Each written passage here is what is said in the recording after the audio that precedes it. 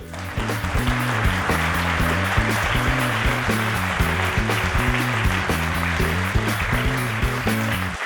all started with a deep conviction. The conviction that it was the duty of my generation to give hope to your generation, to the generation of my children and of my grandchildren. Reasonable hope that your lives will be better than our lives have been, despite the fact that you will have to consume less than our generation was able to do. How can this be achieved? One example, but an important one. We shall all of us have to live in the future more closely packed together in cities. As a result of that, it will be increasingly expensive to live in cities. And the space, the private space available will shrink. Therefore, it will become more important than ever to have public spaces of high quality. And I looked around in other cities, in Belgium and abroad, and I saw that many of them had realized it and were well on their way. And then I looked at my city, the city in which I live, and the city in which I have been born, and in particular at this string of squares that had been built in the 19th century to connect the South Station to the North Station. And I wasn't pleased by what I saw. Just a flow of cars, an urban motorway. And I wondered, has it always been like that? How was it when I grew up there as a child? And then it was no better. We had trams in addition to cars. Since then we put the trams underground in order to make room for more cars and faster cars. And before that, when these squares were built, was it different? Yes, it was different. Then the squares were doing what they were there for. There were places where people could meet, talk to each other, and stroll, and let their kids play around them. And I thought, is it possible to give squares, to give them back the role they played in the past? Then I remembered something that happened in the early 70s. Then there was a small magazine, English language magazine, catering mainly for expats, that got outraged, scandalized at what was being done with our Grand Place, it's a medieval square in the center of Brussels. And I said, this is not possible. Let's do something. They organized a little picnic, protest picnic, to express their outrage, their disgust at the situation, and it had an impact. Bit by bit, the Grand Place was freed of car traffic. Genial, I thought. This is what we need for this even more important place for Brussels, which is the Place de la Bourse and the boulevards around it. So, on the 24th of May 2012, I published in French and in Dutch simultaneously an opinion piece under the same title, Picnic the Streets. In that piece, I explain more or less what I've just been explaining to you, and then I invited people to join me in sitting down every Sunday lunchtime, all through the summer, in the middle of Boulevard Anspach, in front of the Place de la Bourse. I finished by saying, it's not for me, an old philosopher, to organize all that. The Facebook generation will be able to do that far better than me. I've been in prison only once in my life before, but for such a good cause, I'm ready to return. So, 1 hour, 2 hours after the piece was published, I got one mail, and then another mail, and then a third mail, and then a fourth mail independently of people who said, we're going to set up a Facebook event group. I didn't know exactly what it was, but I said, fantastic.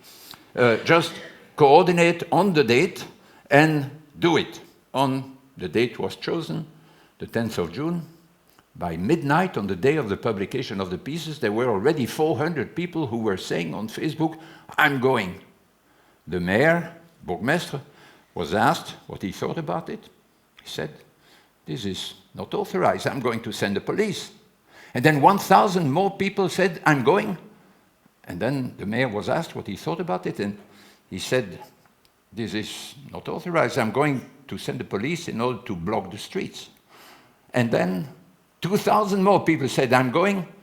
And then the mayor said, "This is a charming idea. It's completely in line with my policy."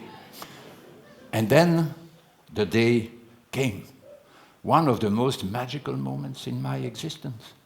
Just before midday, on the 10th of June, there were hundreds of people gathering on the pavement, and then sharp at 12 o'clock, they moved in the middle of the streets. The cars had to U-turn and the coaches had to U-turn.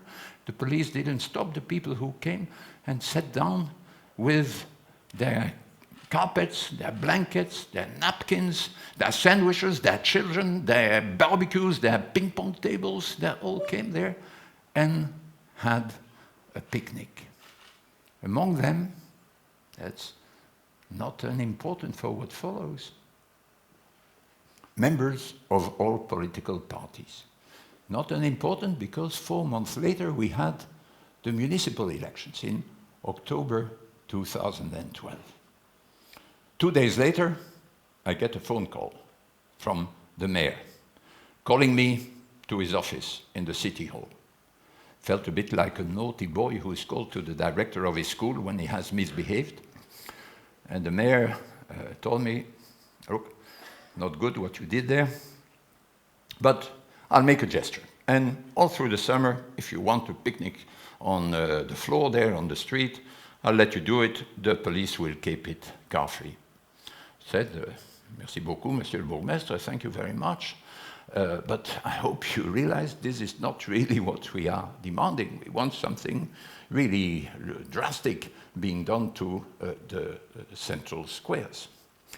And throughout the summer, we sent reminders, little emails to the various political parties. At the beginning of September, we had another big picnic in order to remind it. And as we were getting closer to the election, so throughout September, one after the other, the political parties took a stance on the issue, all favorable to doing something, some firmer, some bolder, some more precise. For example, the party of the mayor published their own vision, quite ambitious, of what the Place de la Bourse could be in one of the local newspapers. And then the election happened, October 2012. As usual, takes a little while to form a coalition, and then for the coalition to publish its program.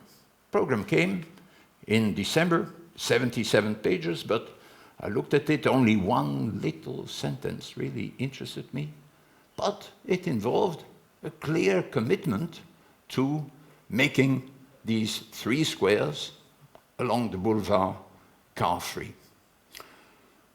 We were, it seemed, well on our way, but nothing happened in the following few months. After 1 year, so 1 year after the first picnic, we had another giant picnic as a reminder, and then again, nothing happened until December.